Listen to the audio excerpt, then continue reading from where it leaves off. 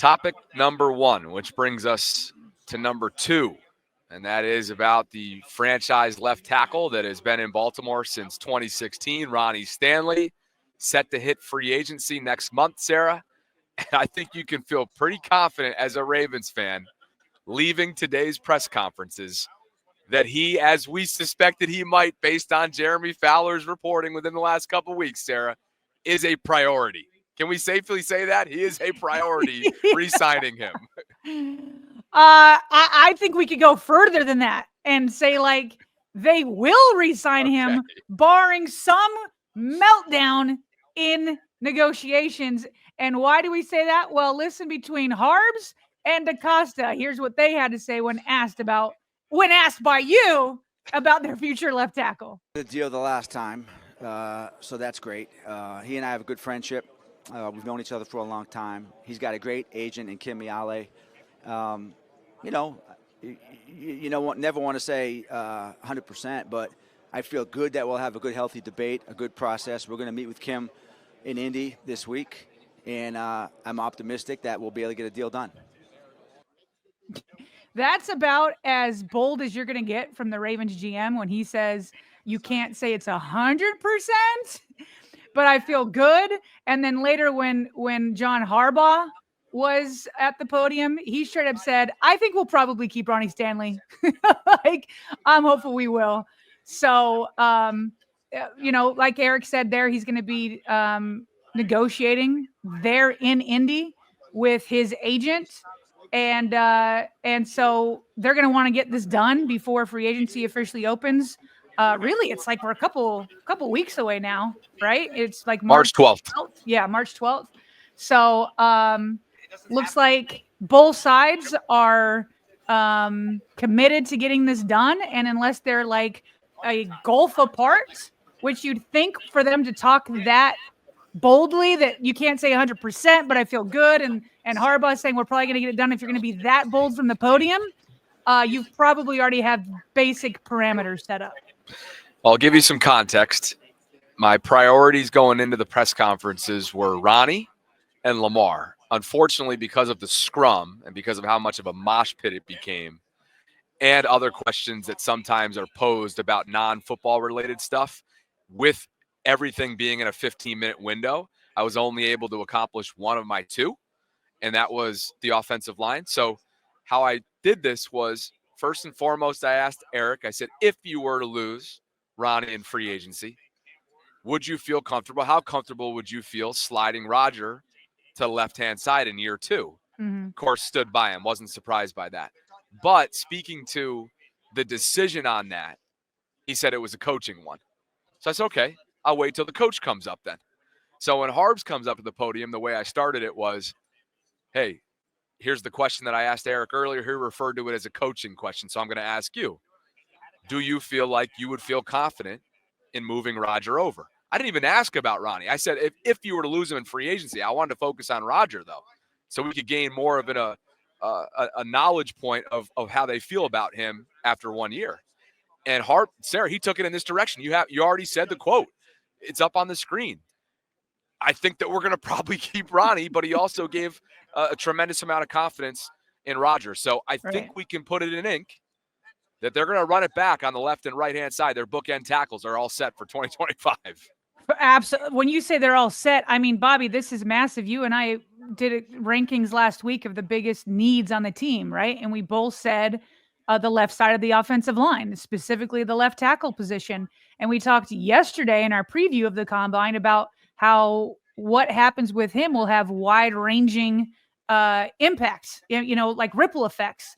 And so now that again, this isn't done, but obviously the Ravens are feeling pretty good about it. And when it does become done, like you said, to have those two bookends set, and this time that right side, you've got an experienced Roger, and you're not wondering if Ronnie can come back. He did come back, and you're not wondering, can Daniel Fa'alele survive? He did survive. I wouldn't call him a Pro Bowler, although he did get voted as a backup. He even got an All-Pro vote, which is crazy.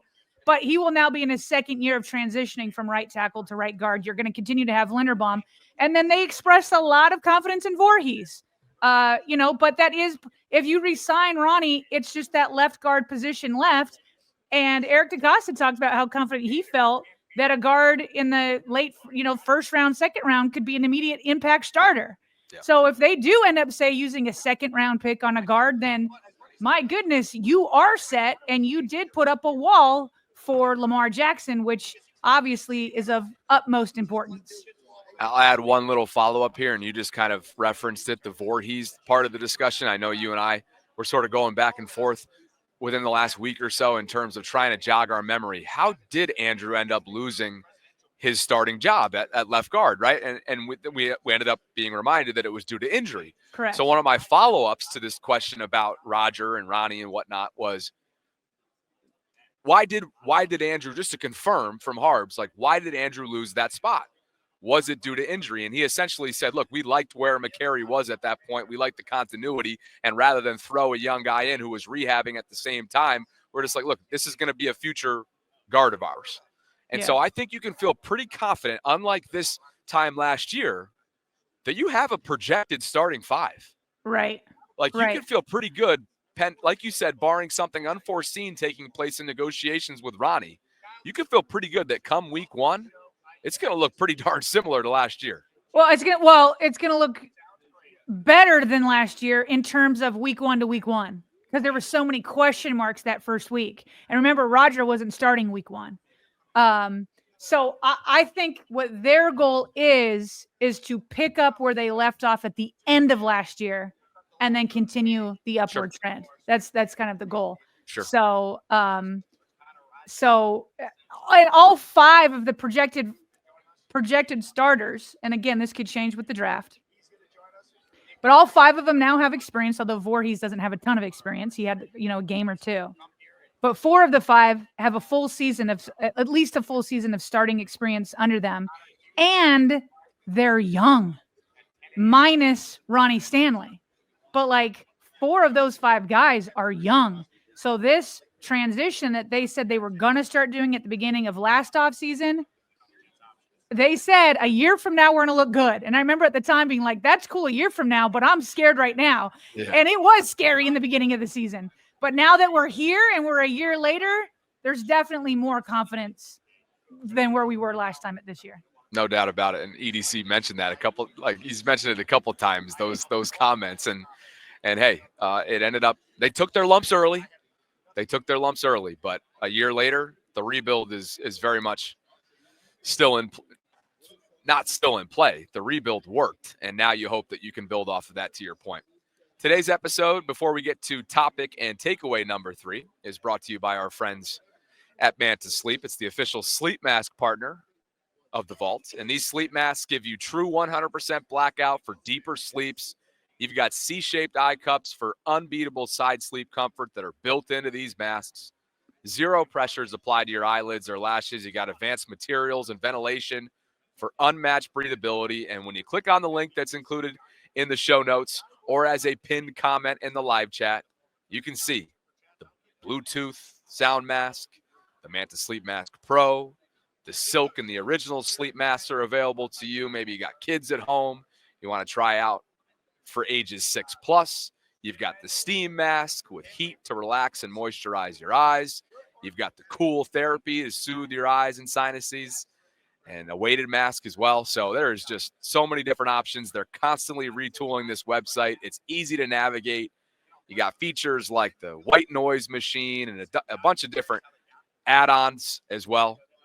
If you find something you like at checkout, be sure to use our discount code. That's VAULT10, VAULT10. That'll get you 10% off your next purchase. Hopefully it'll help you in your sleep, and it'll help out us, because when you support our brand sponsors, you're supporting us. We appreciate you guys, and thanks to Manta Sleep for the continued support. Takeaway number 3 is on deck. We appreciate you guys for being here. Coming up on 2,000 concurrents. Tila, what up? Tuesday in Indy. NFL Combine. Got the spirit in me right now. I'm thrilled to be out here. Ben Johnson, the new Chicago Bears head coach, is off to my left. You know, I always love to tell you who's who. Who else do we have here? Well, what's funny is we sat down and we're ready to start the show exactly at 2 p.m. But you were being mobbed by a ton of people there. Like you're just like one person after another saying, "Hey, Bobby, what's up? What's up?" And you're like, "Good, I'm going live," and yet they keep talking to you. Oh, totally. You know what's a lot of fun is when a lot of our guests that you've never met in person, you end up running into them, and that's happened a lot to me since getting here. Well, I liked your story about Josina Anderson. She was, I'll tell it real quick, and then we'll get to takeaway number 3. Yeah. So I'm in the John Harbaugh scrum. Again, you can kind of refer to it as a small mosh pit of reporters and media alike, and everybody's just in this tight space getting ready for the podium availability. And all of a sudden, I get like hugged from behind by what feels like a woman, smells like a woman, and I'm like, who is this? I turn around, it's Josina smiling. What are you doing? I'm like, what a budding friendship there. So anyway, and here comes Michelle Andre. She's walking over here. My former direct. Put her on the show. Your former work mom. She's in the. She looks like she's very, very. I was just gonna. Wait, does she look like a woman on a mission? Because she always looks that way. Yes, and not to blow up her spot here, because she looked like she was on a mission. She just walked to the bathroom. Moving on. But it was great catching up with your former work mom. If she comes by again, make her come on. That is my former boss. She gave me the chance. I had never written before in my life, Bobby. I mean, I did a couple of things for college, but nothing big. She's the one that allowed me. I pitched her late for work, and she's like, "What is this?" And I was trying to explain it, and she's like, "Okay, we'll give it a try. I don't know what it is." But she gave me my first shot at writing. She made me an editor. She like put me in a spot to put that podcast together that I did for the Ravens. Like, she was awesome. I got to say hi. I really enjoyed catching up with her. I haven't had many conversations with her over the years. So we talked a lot about your kids, funny enough. That was just somehow that came up in conversation. So it's everybody's Baltimore is well represented here. The Ravens are well represented, and nice. And like we always say with these Radio Row experiences, it's not necessarily about the content that you produce. For us, it's always going to be about that. And we try to make it about that all the time. But I thought Dan Graziano put it best. I had him on my personal channel earlier. He's like, look, you just got to make yourself visible here. If you can make yourself visible, then you're just going to add to your Rolodex. You're going to add to your credibility. You're going to add to your network list. And I don't think truer words have ever been said about this kind of event. So anyway, we roll on from the combine. Number 4, Eric DeCosta will ensure that Derrick Henry's wish to finish his career in Baltimore will come true. Of course, this has got to be on the list. This was funny the way he answered it, though, because he was asked, I think by Garrett Downing. That's what the voice I think I heard in the background. He was asked, like, hey, Derrick Henry said that he would like to finish his career in Baltimore. Are you on board with that?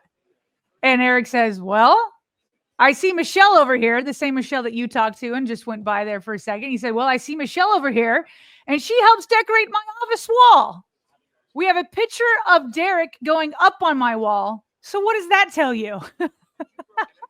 This was great. I was right there. Everybody was enjoying it. Michelle was right to my right. And EDC gave one of his classic smirks as he was answering this one as well. So, again, barring some unforeseen scenario, Derrick Henry will indeed finish his career in Baltimore. They will extend him. The only question is by how many years and how much money per year. That could end up making, his salary cap hit this year will likely go down with that extension, but I think he's making $8 million per year right now. Wouldn't surprise me if he hit $12 million on the extension.